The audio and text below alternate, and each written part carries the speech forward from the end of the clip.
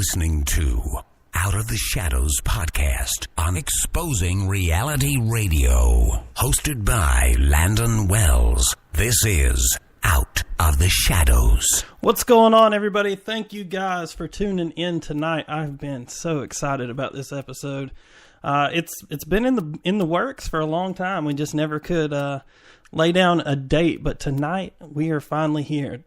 Before I get started, I know I have a lot of you know that I have a 3-year-old daughter, and I was in here working on the show tonight, trying to get things ready and set up, and she decided that she wanted to record you guys a message that she told me I have to play. So I'm going to do that right now. This is my 3-year-old MJ.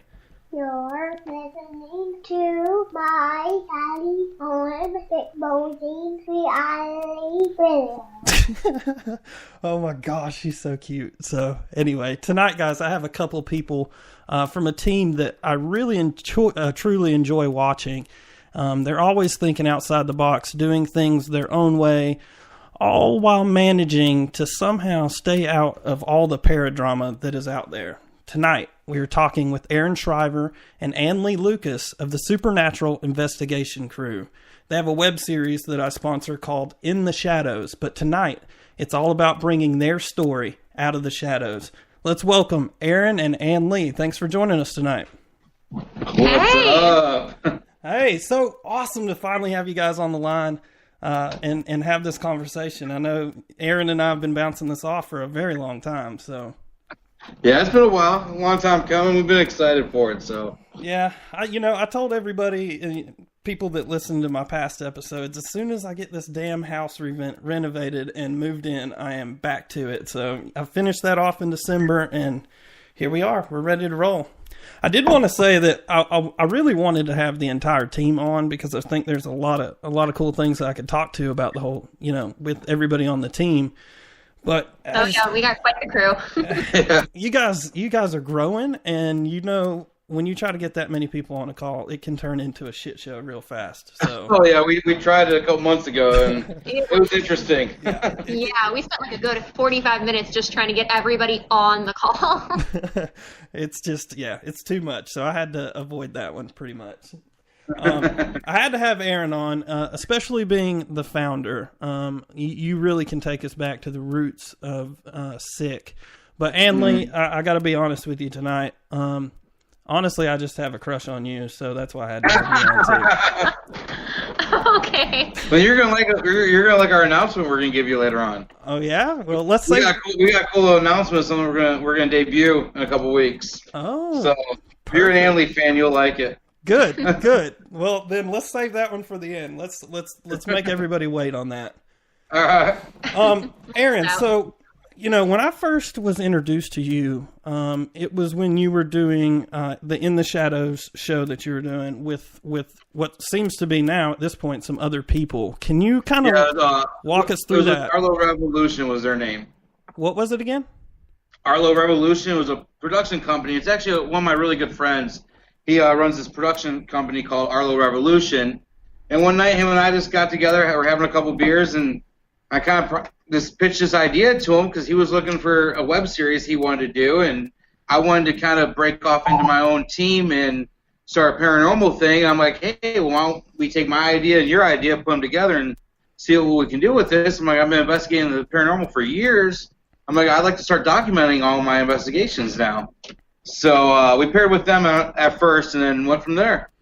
Perfect, but you've been investigating the paranormal way beyond this, right? I mean, I'm hitting it's 20 years this year. I mean, the first investigation I ever did was in '99. I was a senior in high school, and we snuck in like at midnight into Bachelor's Grove Cemetery, and outside Chicago, Illinois.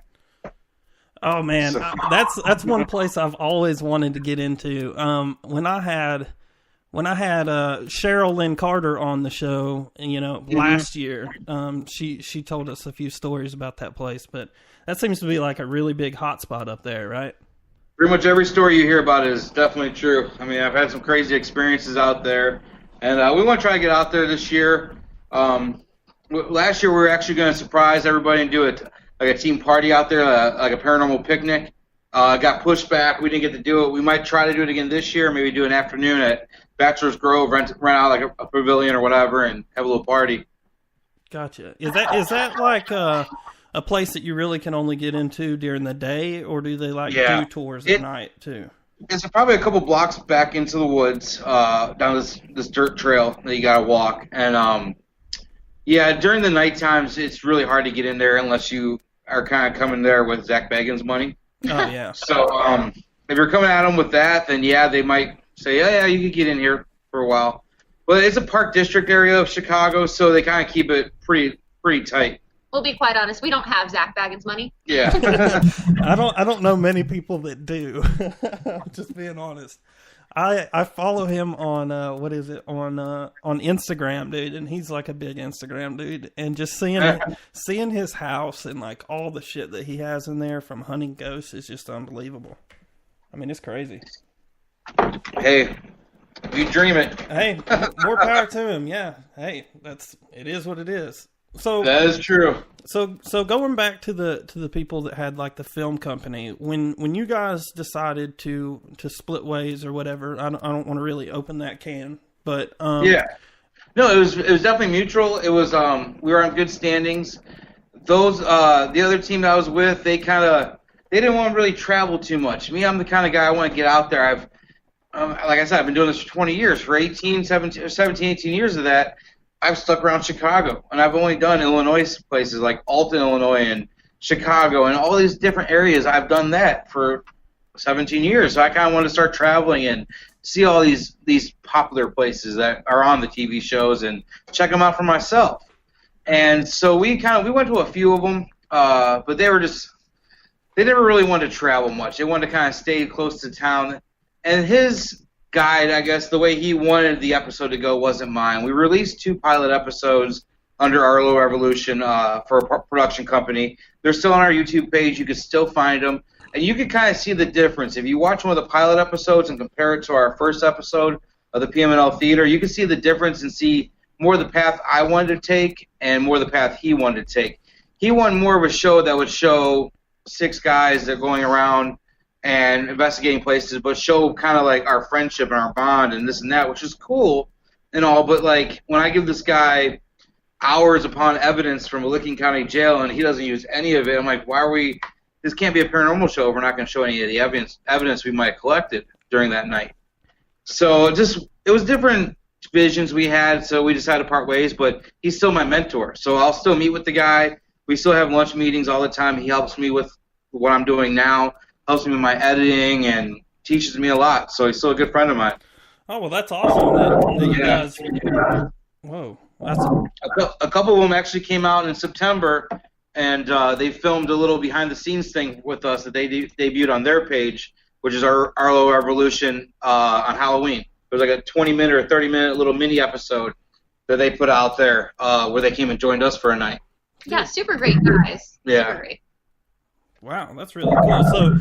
So when you ended up leaving that group, you weren't just kind of throwing your hands in the air like, oh shit, what do I do now? How am I going to pull this off? No, I mean, I broke away and knew I'd bit off a lot because, I mean, with a production crew brings all the cameras and tripods and editing equipment and everything we were dealing with today. Yeah. Inventory. Pretty much everything we needed. So I knew breaking off with them, I was going to have to buy some production stuff. Yeah.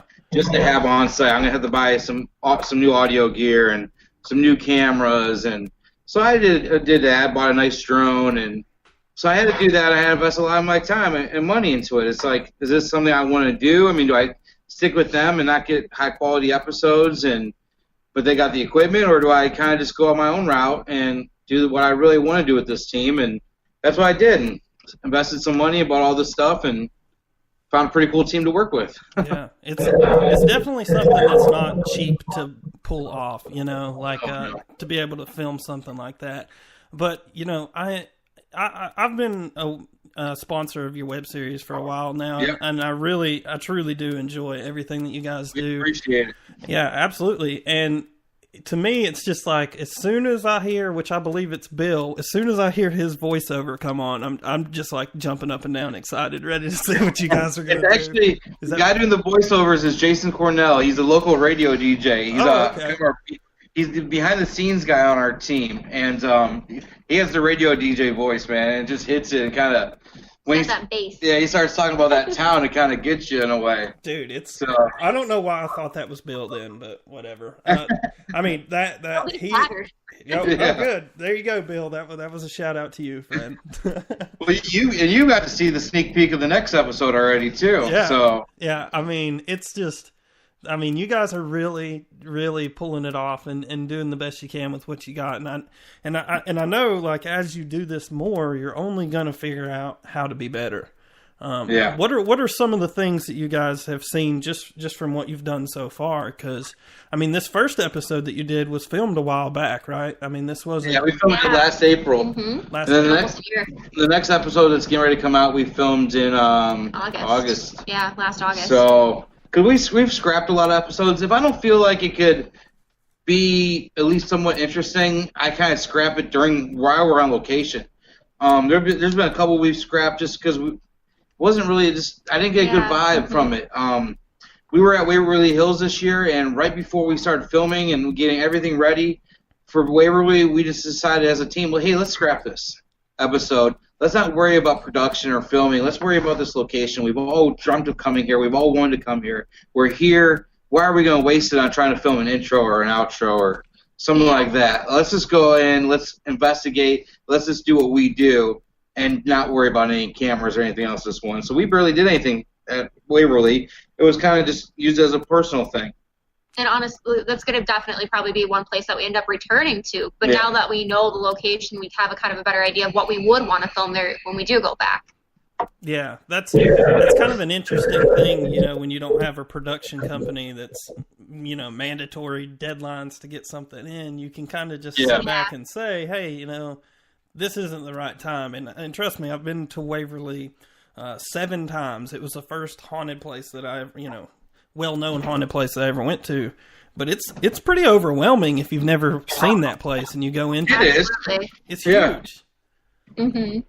So yeah, it was a good night. I mean, we had good things, and I'm glad we really didn't record much there. So yeah, another neat aspect that you guys have. As I was thinking about some of the questions that I wanted to ask, is that you guys have people of the public join you when you guys are filming this stuff. Yep. So that's one thing I definitely, going back to the other production company, that was one thing when we were with Arlo, they really didn't like the guest aspect of everything. They thought it would take away from like the filming and we couldn't stay on time, and I didn't like that. See, I like guests coming with us, whether they be people that have never been on an investigation or maybe somebody that's been on 20 investigations. For one, if you've never been on an investigation and something happens, getting that reaction on camera is pretty priceless. Yeah, I mean, so that'd be good for the episode. It's definitely, and it's just kind of cool to involve guests. Oh yeah. It's definitely an aspect that not really any other show is doing. Honestly, we get a lot of some of these guests that have never investigated. They're more excited about it than some of these more veteran investigators. You'll get investigators that come in, with 10, 20 years of experience, and they're just treating it like another day. But you get these people that have never done it, and they're so eager. They want to try everything. They want to use all of the equipment, and they want to go to every corner of the building. And that kind of helps our team get amped up, too. So it's actually kind of a positive for us. Yeah. I definitely, I didn't think of that, but yeah, I could definitely see where that would make me even more excited. I mean, just having people in there that have no clue as to what's going on. I mean, like you said, some of these people have never done this before. And like you saw in our first episode with the older lady, Dean Jones. So sweet. She was a member of the board there at the theater that we had on our first episode, but she's only seen a few shows on TV, and it happened to be her late husband's birthday the day of, and we're investigating this, and she's trying to reach her husband, who spent tons of time in that building. So I've always seen if you have personal connections to a location, you bring those people with you too. Maybe the ghosts or the spirits have warmed up to those people. They want to communicate more through those people. So it's always nice having like local people that are familiar with the building too. Yeah, that's definitely true. And just having those people in there really honestly makes you guys, it makes your entire team have to be more aware and more on point, to not look like idiots in front of people that have no idea what's going on.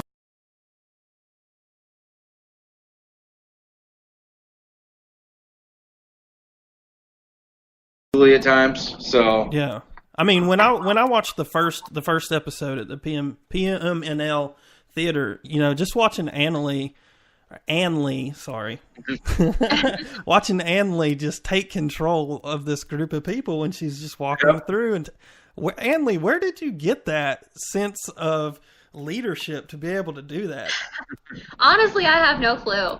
It's just got to be something, no matter what situation I put myself into, if I think I can help out anyway, I'll start helping out. Like, I never really see myself as necessarily like as a leader, but more as like a host or a helper, Yeah.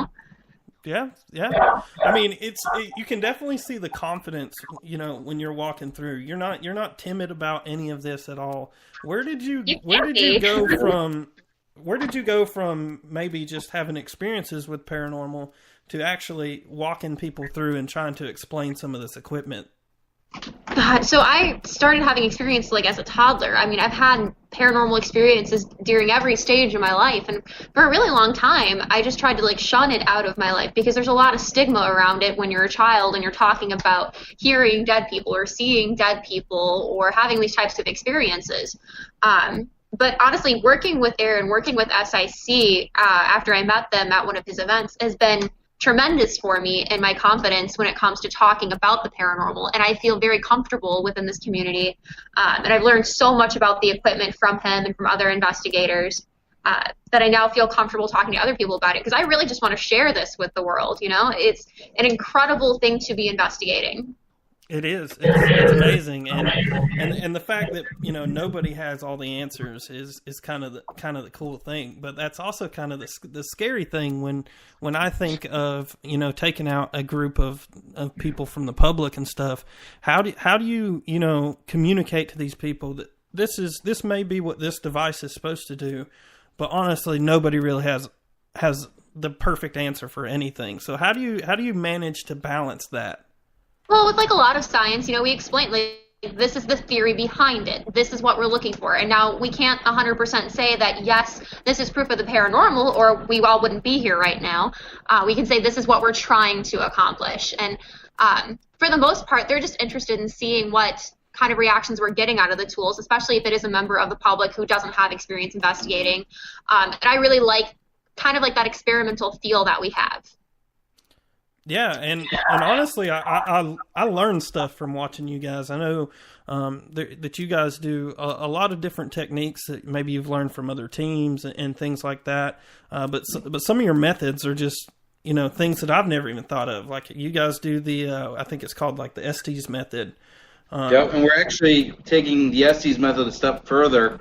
You'll probably see it later on in the season. But starting in February, our first investigation, we're actually going to start calling it the SIC method. And it's going to be the Estes method on steroids. We're really going to take it up a notch. Yeah. I'm very excited about what we're trying. Again, experimental, that's what I'm all about. Yeah. Have you seen, especially for you, Aaron, being in this for so long, have you seen like a major lift in progression and advancement from the tools that you were using 20 years ago to now? And then how far things have advanced just with even in the past, 10 years. The equipment and the technology is just unbelievable. I mean, like I said, when I went in 99 at nighttime, we went in there with a little disposable camera, a little mini cassette recorder, and dowsing rods is all we really had when we went in there. I think we might have one flashlight, if that. And we had our Nextel phones. This is back when the old Nextels would be. So my ex-girlfriend would drop us off at the woods. We'd run in with our Nextels. And then when we were ready to leave, we'd call her on the Nextel, and she'd pick us up in the road. So I used to love those little Nextel phones. They're awesome. But, over the course of this, just seeing the different tools that have been coming out, I was real stubborn with a lot of these. I know when I first really got into it a couple years ago, I was talking with, I know you and Nick Riggs and Wade and all them and Miller and all those guys about these apps and everything. And at first I thought the apps were bullshit. I'm not going to lie. I mean, I thought they were just Ghost Radar that you get on the iOS store and that was about it. And I wasn't really open to them because, I mean, new equipment scared me in a way, but it's like if you don't really open your mind to it and really start researching it, you're not going to learn anything. So I started really watching these live feeds and everything with the different apps, and I was like, okay, let me see what I could do. So I still, to this day, we'll still use these apps on our location. You'll see a couple of them here and there in the episodes. I think we used a couple minutes of one in the first episode. But I'm always looking for the intelligent answer. So I'm not asking, like, who you are or this or that. I want to, hey, you tell me what's the name of this building we're in, or what's the name of this town we're in, or what was this building used for? I want to try to get something like that off the apps, and then I'll start asking better questions. Yeah. You gotta establish that level of intelligence before you really even consider anything that's coming through. And I was the exact same way. I mean, I didn't even know that apps were a thing until I saw some in Steve Huff's videos. Yeah. And this was before I even met Dave Miller and anybody making those. So even watching him, I was still skeptical. But that's what drew my attention to it. And then once Dave started getting into it and I could really, kind of go to the person that's making these things and ask these questions that you just don't get from the Steve Huff video or, people that, you really need to talk to the creator if you are trying to get in depth of how to understand how these things work. And then once I could do that with him, it really took off for me. Just thinking about, you can use the SB7 or any of these hacked radios and things, but there's still a chance that there's some audio coming through that's going to give you a false positive. The more I think about the apps, it's just an extra level of assurance that there's not going to be false positives if it's built correctly, of course. Right. And see, this is why I love the Estes method. Going back to that, because I was never a fan of the SB7. I actually, when I sold my SB7, I had it for like a couple months, and I'm like, this thing's garbage. And I ended up selling it just because I didn't like it at all. It was just a bunch of static and sweeping in your ear, and it was loud, and you have like 4 or 5 guys putting their ears up to this little speaker. The minute one word comes out through, this guy's like, oh, I heard death. And everybody's like, yeah, I heard death too, I heard that too, or something like that. And it's like you have 5 guys, and one guy's persuading the others. Yeah, I think I heard that too, I heard that too. So with the Estes method, it kind of takes all of that out. You got one person with noise-canceling headphones on answering questions.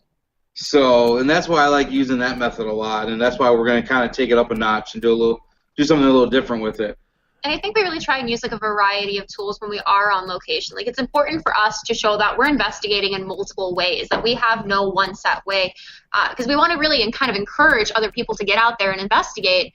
And a lot of the equipment that we do buy can be somewhat expensive, so it's all about accessibility as well. So we're going to use apps that are a little bit easier for people to get in touch with. We're using things that have been like 3D printed by creators, and we're using things like SLS, which is basically that Rig Connect. I think we actually got one from you. So we're really trying to use like a big variety. Yeah, we got one from him, and it's back with him right now, too. Wonder why. I wonder why. You dropped it. It's you. You handed it to me, and you let it go. Yeah, Annley. Incomplete pass. No, Annley Annley never was a fond of the SLS, so she kind of put it out as misery one night. I broke its neck, theoretically speaking. Well, honestly, you guys had one of my first versions that I built, so I didn't even know that you had that one. If I'd have known sooner, I would have just told you to send it back, and I'll upgrade it to the new thing. Anyway, so. Nick, I have it back, actually. I sent it all back with you, right? Oh, yeah. I sent a new Connect. One of our team members gave us one of his Connects. He goes, here you go. Yeah, I completely just disassembled that one and started over. So cool. You'll have your new one coming out this week sometime. So awesome. Yeah. We got a good investigation coming up. I know we want to use it again. Yeah, February. So good. I know Bill's excited. Bill's a fan of the SLS. That's his favorite thing. So well, there's people that love it and there's people that hate it. I'm kind of like, it's a cool tool that I can It's just set up another and thing to see throw what in the happens. chest for me. Yeah, but it's not something that I go to a client when I'm doing a residential case and say, No. now you have a ghost. You see this stick figure? This means there's Yeah. demons in your house or whatever. You You know? really gotta, Bill. I mean, I wish Bill was on with us right now. He could tell you a really cool story about something that happened about a year ago, with your SLS, and he could tell you that story. But we'll save that for him to tell because he likes to tell it. So, like with the SLS, though, when you have something you can't deny, like why is this doing this, or like if someone's saying, I feel somebody touching my right shoulder, and then you look at the SLS and say, dude, there's something touching your right shoulder. So that's good. But when you are shining it at a pole and it's showing a stick figure or a couch or a chair, sometimes it's like, all right, let's see if we can get it to do something. So we had something happen at the Pollock with the SLS that was perfect. Yeah, we'll save that. But Richard Wade had his out. I don't know who he got his from. We're at Waverly, and he actually has a stick figure hanging on the 5th floor, I think it is, at Waverly, where the nurse apparently hung herself. He had a video of this lady or person stick figure hanging from the ceiling, and that's interesting. Yeah, he showed me that. That was a really cool video. Yeah, that's a cool video. So that was pretty neat where he caught that at. So There's good truth. I mean, there's truth to it, but there's also a lot of you gotta debunk it like everything else. Yeah, you just have to be careful.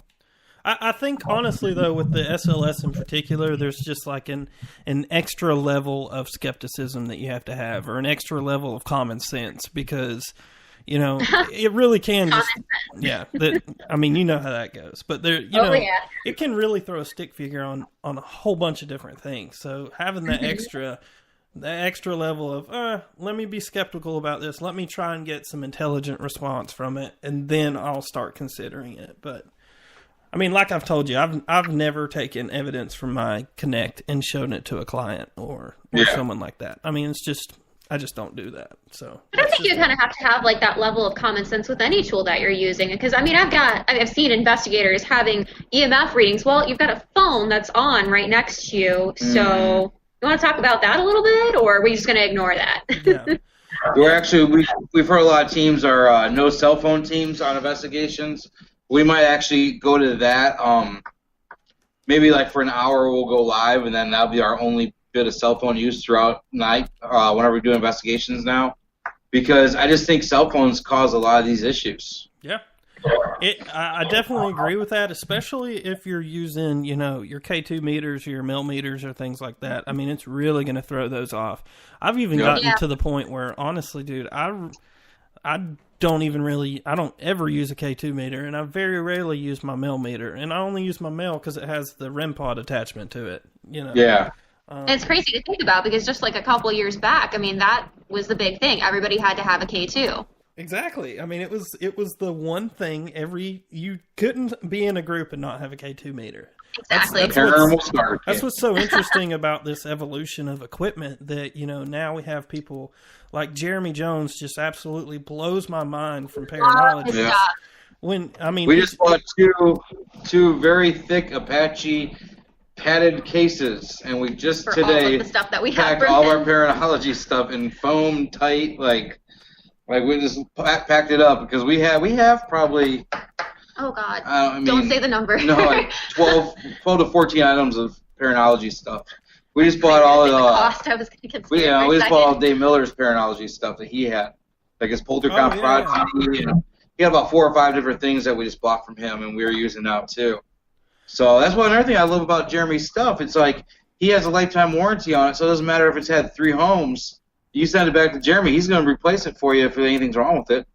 Yeah, I mean, honestly, dude, there's his equipment's the only equipment that I don't sell, because like Annley said, she's likes doing experiments and stuff. I literally try to buy almost everything and test it just so I can understand how it works. Oh, yeah.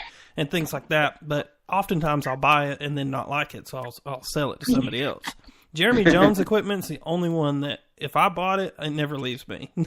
Never leaves me. And he's always thinking so far out the box. Like, he just posted up that he's got this robot thing that'll tell you where noise are coming from in the room. Like, if a noise goes off, it shoots a laser beam in that direction and says, The noise came from that direction. Like, Well, Yeah. I haven't seen that yet. dude, go look at his page after this. It's insane. I mean, gotta No, check I mean- that out. I get really excited when I think about it because when I'm listening to him talked about 20 years ago what he was investigating with with the recorder and the disposable camera, and I'm looking at where everything is now and the way it's advancing so quickly for me and my generation of investigators, and I'm just so excited to see where it's going to go because we're going at a rapid pace of things that we're adding to the field and all of the builders that I'm seeing because I feel like I'm seeing a significant amount of people going into building equipment. Yeah. Yeah. Yeah, we're really lucky. We got this Haunted Town thing coming up, and we got Elizabeth Saint coming out, and she's might bring one or two of her things she's been working on. So I'm really excited about that because some of the stuff she's been working on lately, I hear, is phenomenal.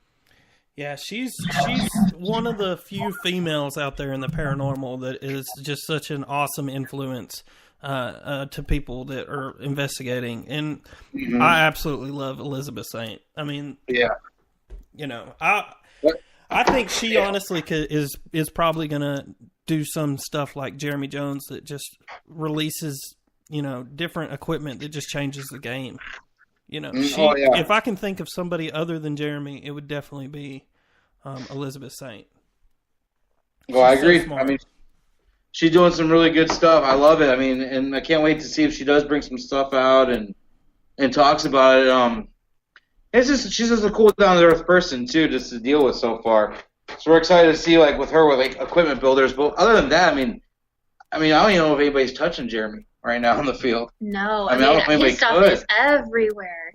I mean, I don't know an investigator who hasn't heard of him and doesn't have at least one piece of equipment of his in their box.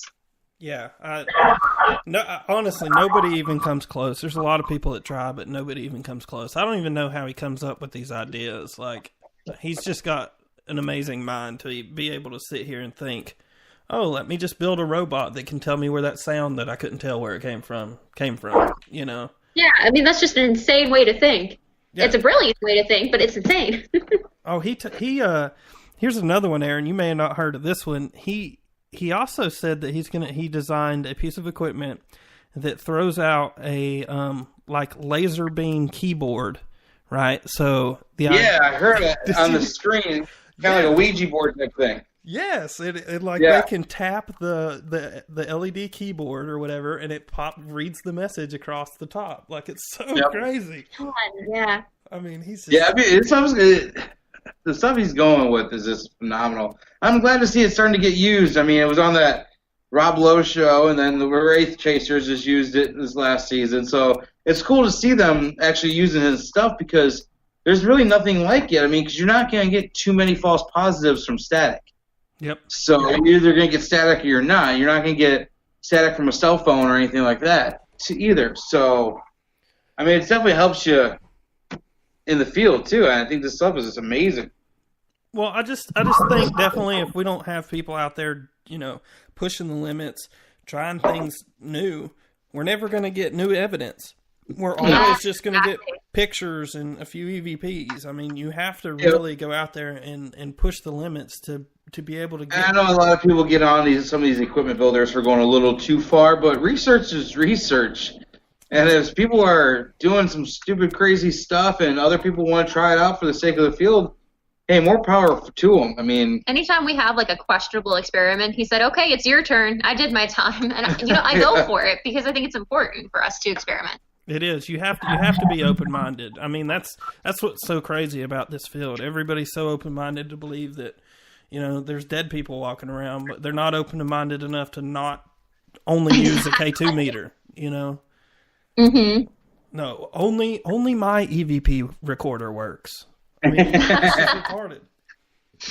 I don't know, Tascam could probably say that, but... Well, that's true. Tascam's got it going on. Yeah, we just bought a new one tonight, so... Oh, yeah? We're excited. That was one of our favorites. Well, let's dive into this because we're already more than halfway through with the show. I really want to know what you guys think your secret is to staying out of all of this paradrama. Because when it comes down to me, watching teams and supporting teams and things like that, it's something that's important to me, is knowing that there's, the people behind this group or behind this show are not just out bashing everybody in the world. They just kind of, do their own thing, and that's it. And I think that's something that you guys do so very well. How do you manage to just kind of let it go and don't even bother with it? Be friends with everybody. That's how I see it as. Because that's how I am. You could seriously look at any of the paradrama in the last year, and a lot of people would pick sides and this and that, and me, I don't pick sides. I go down the middle, man. I don't lean one way or the other way at all when it comes to this, because I don't think anybody's wrong. The only people I think is wrong in this business is people that are purposely faking things to try to make their name better. That right there, I have a problem with you if you do that.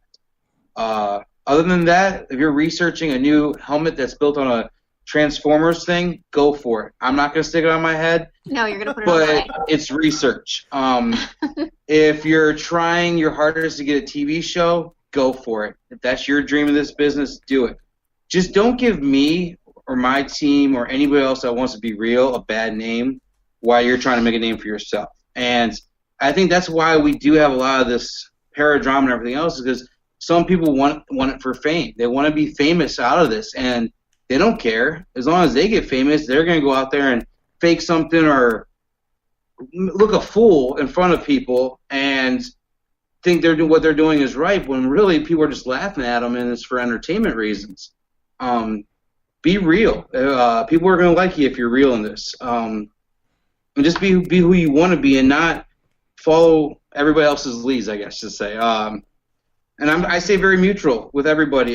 There's really nobody I have any grudges with, or I'll talk bad about, or anything else in this field, and that's where I get it. But if you look at the two sides, I'm always friends with both sides, and I wait to see it. Unless there's proof out there, then it's like, okay. That's how I try to avoid it, man. I just try to be friends with everybody. Well, and you'll never see me having a reason to be involved in it. So. Yeah. And that's true, but I mean, even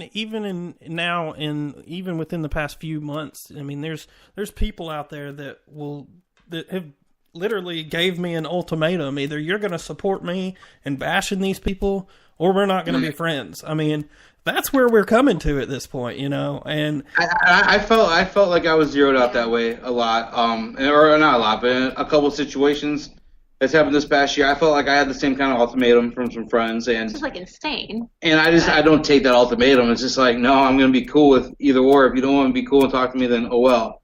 I mean, I'm not going to give you a reason to bash me. I'm not going to bash you. I mean, the only person that I'll ever bash if I know for a fact that this person is giving me a bad name, or they're doing something fake and it needs to be known. So, I mean, if you're out there faking it, we already get a bad rap, man. It's like we're already the bottom feeders. I mean, other than people that like UFOs and Bigfoot, I think we're probably about equal to them. Let's not put ourselves above them. We're laughed at. I mean, people laugh at the people in the paranormal field, and it's like, why give people more reason to laugh at us than they already have? I mean, we're out there chasing imaginary things. To them. We're listening for a little nail drop or something to fall or something. I mean, we spend hours in the dark in rooms by ourselves. We spend money to go sit in those dark rooms away from home. And it's just like in the cold or in the heat or yeah. Don't give me a bad name when I'm trying to do this and be honest with this and be just sincere about this and show people that there really is something out there. There really is something that's interesting. That when your loved one passed away and you smelt them or felt them, it wasn't just you feeling that. They were really there with you. They were saying bye. There's things out there that, yes, this is why we do what we do. And then there's people that will just make us the laughing stock, and we don't need that because we want to show people we're serious and we're true to what we do. Yeah, that's definitely a tough thing that I've experienced too. Is Annley, how do you explain to your friends or family that you sit in dark rooms and hunt invisible things? Like, how does that conversation go for you? It's been really interesting so far. So for the most part, I try and stay in the paranormal closet as long as I can with most people. No, I'm lucky in that I told my family straight up, here's what I'm going to go do, because they know about the experiences that I've had, and they've been very, very supportive of me going out and doing this. But with work, it was a year before I told anybody, I go do this on the side. This is my hobby. But But when I'm explaining it to my friends, I just try and blurt it out as fast as I can, and then I look away. No, because there's a lot of stigma around it. Like, why would somebody, a young 23-year-old girl go do this? And it's a lot of personal reasons, yes, but there shouldn't have to be a reason why I'm going to do this. It should just be, okay, well, that's a hobby that some people have, Yeah. I mean, does it help for you though, having this web series where you can kind of say, it's probably better if you just watch this episode to understand what I do. I have never shared. No, that's not true. I've shared the link a few times. I don't necessarily tell people about the web series right off the bat because sometimes they write it off as me trying to get YouTube famous or something like that. So I explain this is my hobby, and then if they're talking and they're asking more questions, they seem genuinely interested. Well, I explain, yes, we do have a series. I can give you the link. You can watch the episodes. We're really passionate about this. But I don't start off with, I have a web series. Yeah. I definitely don't. Okay. Aaron, going back to how you guys do these investigations, and you have the public come in on most of them and things like that. You, as being the leader, of your group, the founder, how do you manage that with your team? Teaching them how to communicate with the public, how we're going to lead our investigations, and just the overall management side of founding a group. I'm a founder of a group here in Atlanta, and it's stressful as hell. But honestly, thinking about filming a show and doing all of this stuff at the same time, how do you manage to oversee all that and get the end result that you're looking for? You have yourself an Annley. No. Thank you. Yeah. No, it can be tough, man. I mean, you gotta find the right people first and foremost. That's the biggest thing. When we broke off with Arlo, and it was just my buddy Jason Hampton and I. He recently left the group a few months ago, and we part ways with him. But we had to find the right people. And it takes a while. This last time when we just found 2 new members, we had to go through over 100 applications, narrow it down to 10 people, which in return narrowed it down to 3, and then we narrowed it down to 2 from there. But it was hard because we're more family here than I think we are anything else, and friends. Or we just spent the entire day together today, all of us just kind of going. We had a 2-hour meeting, then went through all of our equipment, labeled everything, inventoried everything. Just got ready for the new year and just to kind of go conquer 2019. But you got to you got to have them believe what you're drinking, pretty much. You got to have them drink the Kool-Aid with you and see things your way, and then you just go from there. It's pretty easy. We have a rundown we do before every investigation. It's about 14 pages long. I'll do a lot of it where I'll do a timeline where every hour is accounted for. From the time we roll out of our driveway to the time we roll back in our driveway. Every single stop, every single minute, hour is accounted for in this timeline. And we try to stay true to this timeline throughout the couple of days, because we'll leave on Fridays, come home on Sundays for the weekends. Mm-hmm. We'll do it 8 or 9 times a year. I think we have 8 booked this year, maybe 9 booked this year already. 9 technical investigations, 8 of which... So we laid out in a timeline in this rundown, and everything runs really smooth. Everybody knows their roles. They know what they need to do when we get on location, and it's a well-oiled machine, to tell you the truth. I mean, these guys are phenomenal. Everybody that's on the team is just, they're hard workers, and they're eager. They want to learn. They want to know. They want to get investigating, get out there and start doing it, and it's a great team. I mean, they kind of put me in line. So it's kind of the other way around. Well, I definitely see how that could, make you want to do the best that you can for everybody else, especially, when you're looked at as the leader of the group. I honestly had no idea that you had a schedule down to the hour of where you're going to be. That's oh no, it's not the hour; it's the minute. Yeah, wow. It could be. It could get down to the minute. Yeah. I'll put the weather on this rundown, everything that you need to know. So addresses of the places we're going. We'll fly the drone the day of, so I put the wind speed on there so we know what the wind speed's supposed to be like. Hotels that we're staying at, all the pretty much everything's right there of where to go, what we're doing. we're staying at this hotel room. These people are in this room. These people are in this room. A little bit of information about the location. Mm-hmm. Annley will do a write-up about the town or about like a page, 2-page history write-up about it all. So, and then we send it out to all of our guests and our team members. So our guests get the same rundown as the team members do. So everybody can read it before we go on. So everybody expects and knows what's going to happen while they're there, at what time. So, like times we're breaking for dinner, where we're going for dinner. Everybody knows what's going on. So, and I saw Scott in the chat said, I like my schedules, and I love them. I stick to them, and I mean, as long as you have a good schedule and you don't go off it, you're good to go sometimes. Yeah. I mean, it's always better to be over-prepared than under-prepared. And I think that says a lot about you and your team, being that regimented, that you guys are all in this together, and that you have one goal in mind, and that's, let's go do this, let's do what we got to do, and let's get back. And this is how we're going to do it. And it's cool to see that, everybody's on board for that.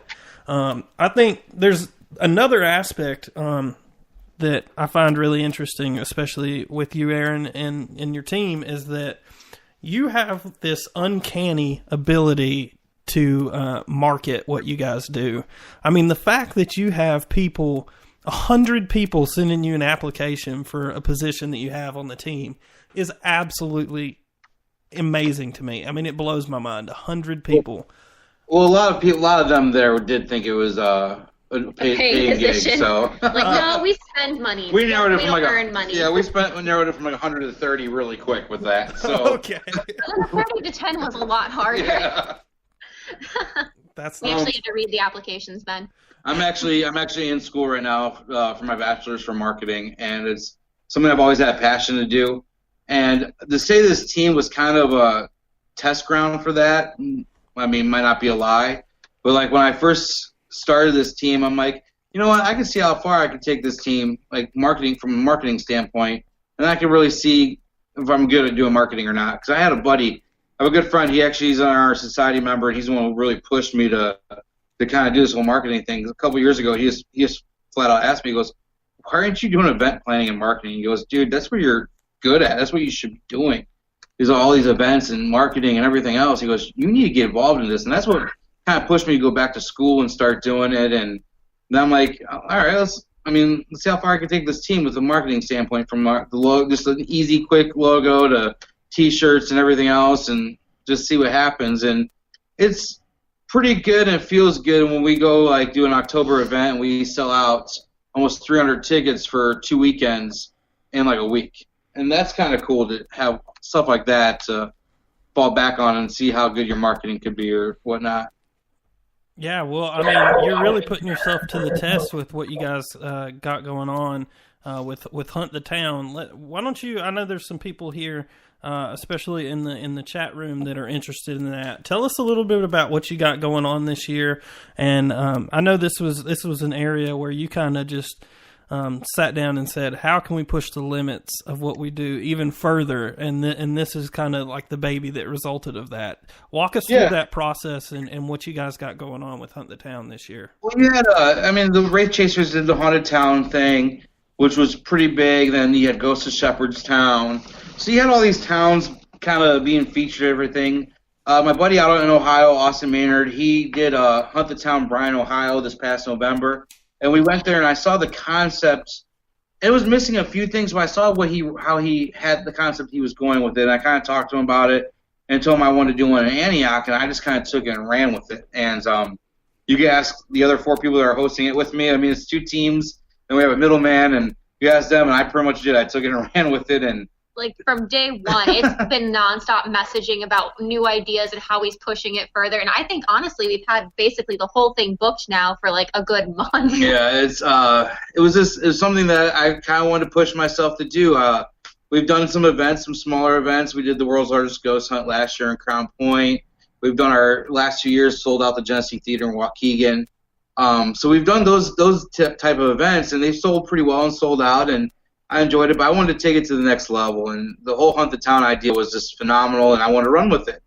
And that's kind of what I did with this whole Antioch thing, and it just kept getting bigger and bigger, and like more places in the towns will call, or then town will call us or leave us messages saying, hey, our place is haunted, and There's so much community engagement, which I love. Another speaker would send me a message, hey, I'll come for really cheap and be a part of this. I think it's a cool idea and this and that. How do we get on the bill, or how do we get on this and that? So I would add them on, and it was phenomenal the way this came together. It kind of booked itself in a way, because you start talking to one person and that would lead to another person, or you talk to one building and that would lead to another building. Yeah, like even just walking around the town and like talking to people, stopping into businesses just to like go get a drink. I think we got like a hot chocolate at one place when we were talking to like the people, and they would tell us the stories of some things that they had seen in their location. So that's been awesome so far, the way that they're so accepting of us coming into the town and doing this. Yeah, we kind of twice now went up and down Main Street in Antioch, Illinois, to every single business that's kind of poked their heads in. How many did we get kicked out of? Yeah, only 4.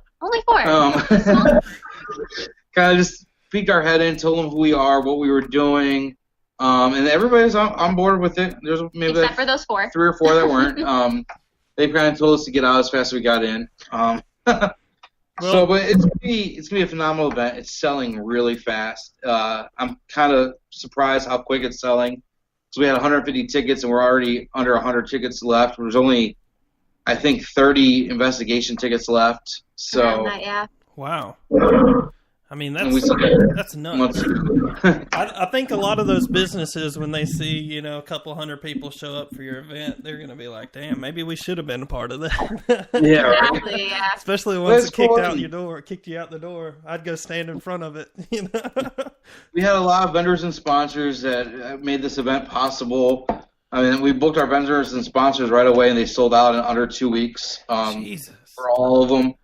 And so we got some great. I think we got almost 20 sponsors, or 20 vendors and like 5 sponsors. Mm-hmm. So we couldn't have done this without our sponsors and everything else. And this is like a fun event. This is like one of your first like major event, right? I mean, you've done like smaller events in the past. Yeah, this is our first major one as a team. So. Wow. And we've done like the Genesee Theater where we were pushing like 40 people through every 3 hours, but this is a significantly larger amount of people. It's a lot more locations that we're tackling all at the same time. So there's a lot of extra logistics going into this. And we teamed up with our friends, their local U.S. Paranormal Research. They're out of Antioch, so we teamed up with them. They know the area really well, and they've been super helpful. Are you nervous? Why would we be? No. Just all these moving parts. I mean, I feel like I would be stressed to the max. There's a lot of schedules. Yeah. Oh, well, there you go. Your expertise. Honestly, we tackle it like one step at a time. We look at each component individually, and we make sure that it is completely locked up before we move on to the next one. We kind of throw scenarios through our head of what ifs, what can happen, and everything else. So, I mean, I'm so tight-knit when it comes to stuff like this. I pretty much got every single person paid off already for this event. I know the Ray Chasers are paid in full. Elizabeth Saint's paid in full.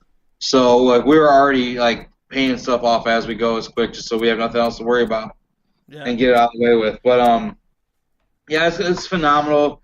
We were so good. We booked the Ray Chasers. We had Chris, and then we lost him because we double booked him. So.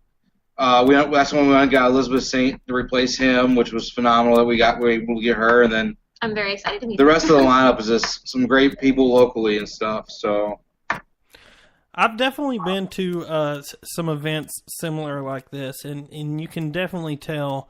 Like, I mean, even within the first hour of being there, where plans were not fully thought through. So, it's nice to hear. Annley said you guys think about one thing and you finish it to the end and then move on, so that you know that there's no loose ends at the end of it.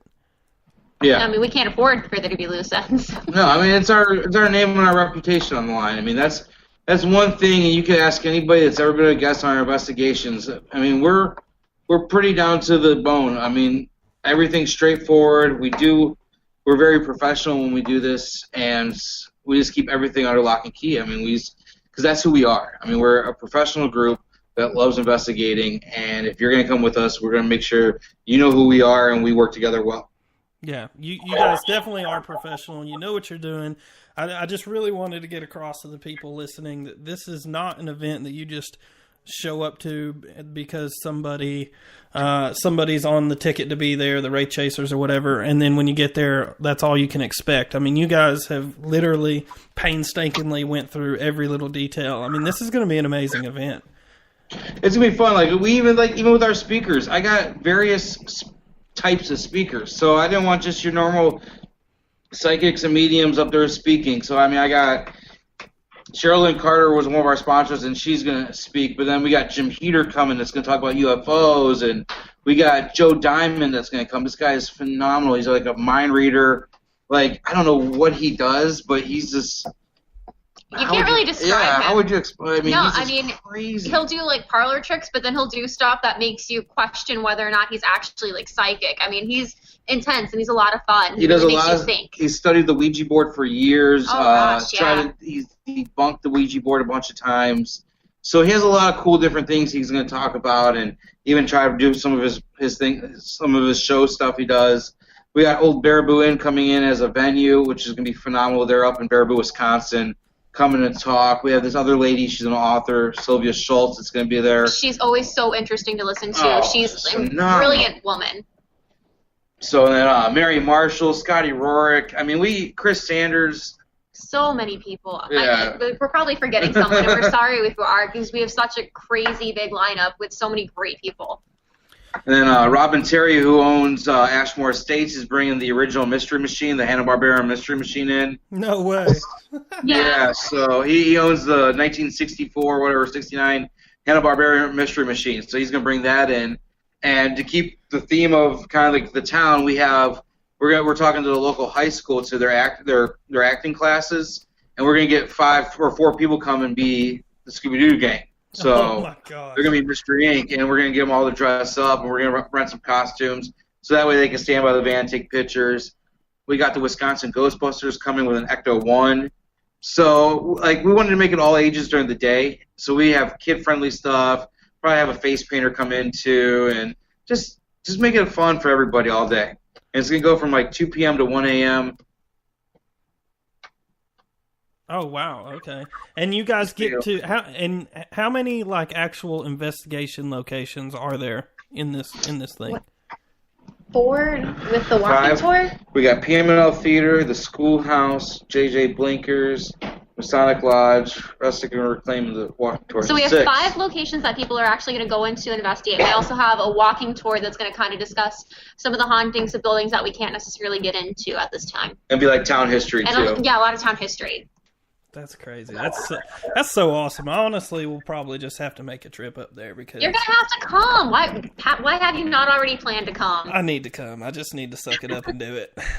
You can take a selfie with the Mystery Machine and me. And all I can say is this could be coming to a town near you. So yeah, these could be coming to a town near you. I don't think it's gonna be my only one. Vague enough. Yeah. I think I'm already in the works of maybe trying to plan a second one. Actually 2 more. I'm in the works talking with 2 more. But if I could do 6 of these a year, I'm planning on doing it. So. Hey, with your schedules, you could pull it off. You got a town? Yeah, come to Atlanta, man. There's tons of places down here and a bunch of people too. I got a good buddy that lives outside Atlanta too. I love to get down there and see him. See, I live like maybe like 45 minutes from Hellsbar Dam, so I'm real north Georgia. We've been down there. Yeah, we were close to you then. Yeah, you're just right up the road from me. I think when we were taking the road up to Nashville, we were like in Georgia for like a whole 3 minutes. Yeah. Otherwise, we were on the highway. Well, I wanted to before we end this. I mean, we're at an hour now, but I had one more question that I did want to ask you before you guys go in and tell us how we can find you and buy tickets for all this stuff.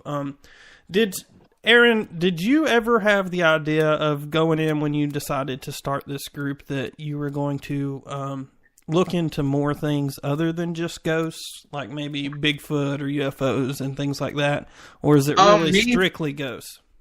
Me personally, I mean, the name's Supernatural so vague. So, Supernatural Investigation Crew, you got to do more. We're starting with paranormal right now just to see what that is. Bill on our team loves all aspects of stuff.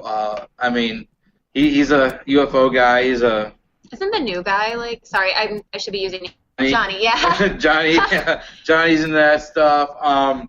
So we might, down the road, we could branch out. I'm a see it to believe it guy. I'm more of a paranormal guy. Yeah. I mean, I'm sure there's some type of UFOs out there. My dad swears by ancient aliens. So Mine sure. does too. Yeah, I'm sure there's some other stuff. But for now, I want to stick to spirits. I got you. I oftentimes get that with my group. People ask me all the time, "Well, you're called Paranormal Response Team. Yeah. You know, so that means you cover all aspects of the paranormal." And I'm like, "Well, I would totally go investigate any of these things, but that's not necessarily my main point." You know what I mean? So, yeah, I was just interested in that. I would love to see you go out with, like, maybe Alex Bob or something and go Bigfoot hunting. I just think that would be a fun show. Yeah, absolutely. And I'm honestly down to investigate anything in my free time if I can. Yeah, right. Yeah, I mean, anytime I can get out on the road and go look at something new, do a new investigation, whatever it's for, I'm trying to be there. Yep. Yeah. I mean, that kind of goes back to your mindset, too, of I just want to experiment with everything, you know? Yeah, absolutely. So I love people like that just are willing to try anything right off the rip. So yeah, that's totally us. We'll definitely be willing to try whatever it is down the road. I mean, right now we're just gonna concentrate on the one, and yeah. I mean, who knows? I mean, maybe we'll start a UFO division and let Bill head it or something. I don't know. He's like that. I see him in chat posting an alien face now. All right, guys. Well, like I said, we're at the end of this, so run through and give us, where we can find you on Facebook. How can we purchase tickets for the Hunt the Town and all that stuff? Hunt the Town, you can find that. It's thriller.events for tickets, or you just look up Hunt the Town. We got a Facebook, we got an Instagram, I think we have a Twitter. So look up Hunt the Town. There's an event page for the Antioch one. It has a lot of responses on it. Tickets are selling really fast. Don't hesitate. If you want a ticket for that, I would get them before they're gone because we are not adding any. Pretty much, people's called me that, like, my good buddies, like, hey, can you give me in? Can you give me a ticket? I'm like, yeah, you can buy one.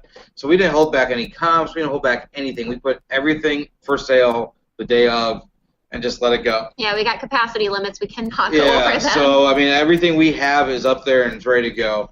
Facebook-wise, just find us on In the Shadows is our main page. We have a group page, Supernatural Investigation Crew.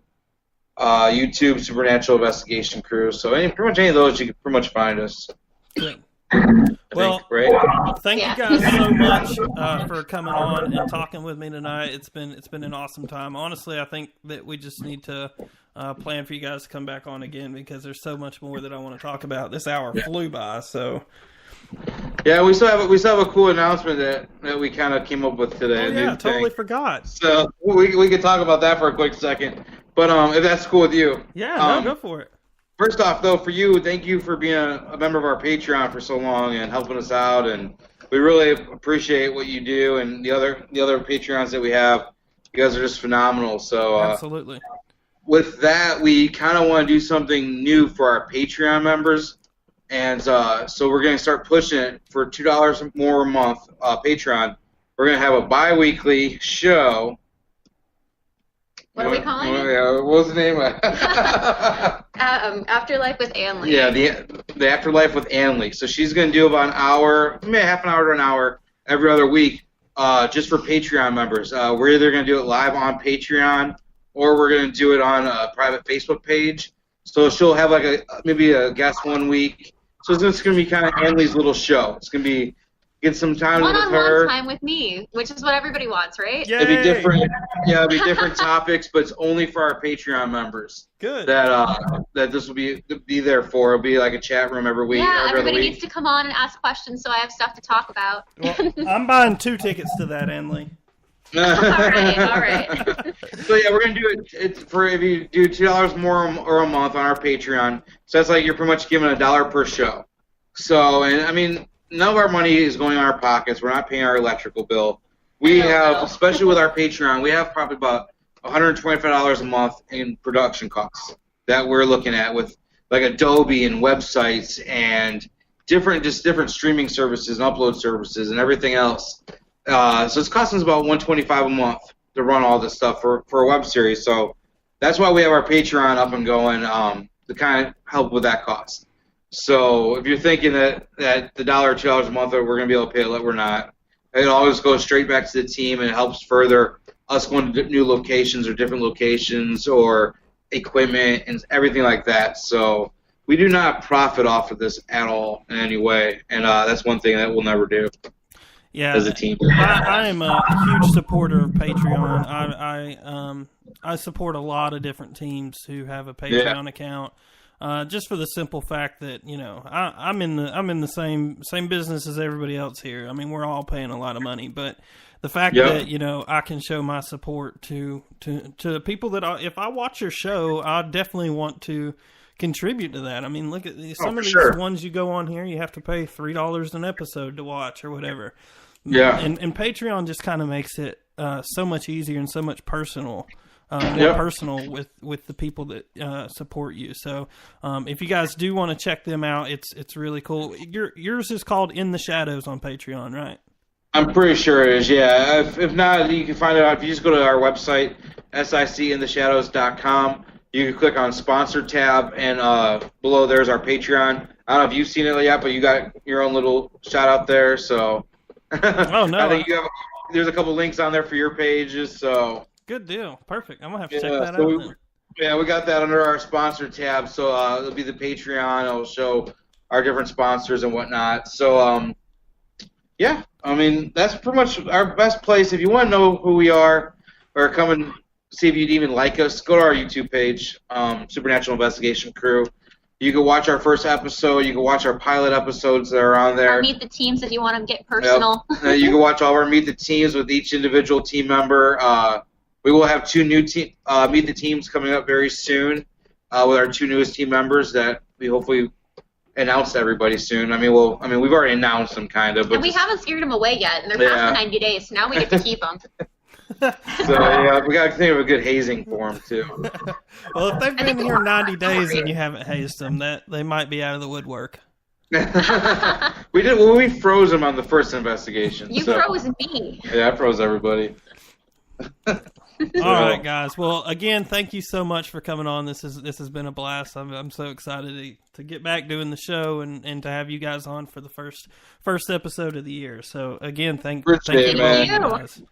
We're excited to be on the show, man. We definitely enjoyed it. Absolutely. And so, guys, everyone listening, please go check out their website. It has all the links to everything there that you could possibly want to know. If you want to buy tickets to Hunt the Town, their YouTube, their Facebook, all that stuff, it's SIC in the Shadows, right? Yep, SIC in the Shadows. Perfect. You guys go do that. Annley, Aaron, thank you so much. Y'all have a great night. Thanks, man. Have a good one. We'll see y'all soon. All right, guys, and there we go. That's how it's done. So awesome to have these two on the show tonight. Like I said, I truly am a supporter of what they do. I watch their stuff. I support them on Patreon. This is just not a random guest that I had on. I really do enjoy the work that they do, and I think they're a good example for a lot of people out there. So thank you to the Supernatural Investigations crew. And again, we will have some more of the team members on. It sounds like Bill's got some really cool stories that he wants to tell, so I may have him on just to talk aliens, because that would be neat. But sicintheshadows.com, you can find all their stuff there. If you guys would... just go to our Facebook page here on Exposing Reality Radio and just post something up saying thank you to Alex Bob. Alex Bob killed it last year with his podcast here, the Spectre Wolfpack Show. I'm so honored to have him doing his show on here, and he's done just amazing work with this radio station while I've been out and things like that. So Alex, if you're listening to this, thank you so much from the bottom of my heart. What you've done, your show is phenomenal, and you have some amazing guests. Honestly, I don't even know how I can compete. So it is what it is. I just wanted to make sure I got that out there. Let me see the next show that I have planned as of right now. I'm going to do another one this year, but as of right now, we have February 17th. I have a couple members of Pitch Black Paranormal coming on. Another really young group of guys who's shaking up the paranormal world and doing things their own way. And I'm so excited to have them on and talk with them. That's it for me, guys. I will catch you next time. Remember, check us out, exposingrealityradio.com. Thanks for listening to Exposing Reality Radio.